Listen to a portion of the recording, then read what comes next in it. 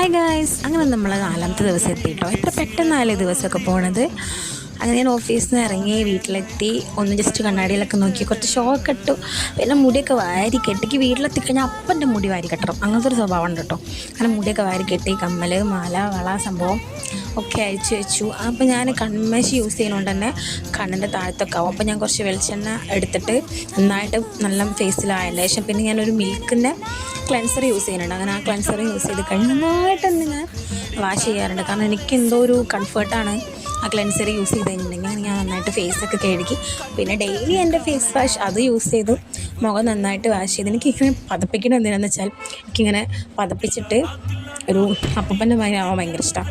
ഞാനതൊക്കെ ചെയ്ത് കഴിഞ്ഞ് ഒരു കുളിയൊക്കെ കഴിഞ്ഞപ്പോഴാണ് ഏട്ടൻ പറഞ്ഞത് നമുക്ക് താഴത്തേക്ക് പോവാം, താഴത്തന്നെ ഏട്ടൻ്റെ വീട്ടിൽ പോകാൻ. അങ്ങനെ ഏട്ടൻ്റെ വീട്ടിൽ പോയി പിള്ളേർ രണ്ടാളും എത്തിക്കഴിഞ്ഞാൽ പിന്നെ മൊത്തം കളിയായിരിക്കും. അപ്പോൾ അത്രയേ ഉള്ളൂ ഗൈസ് ഇന്നത്തെ വീഡിയോ. ബൈ.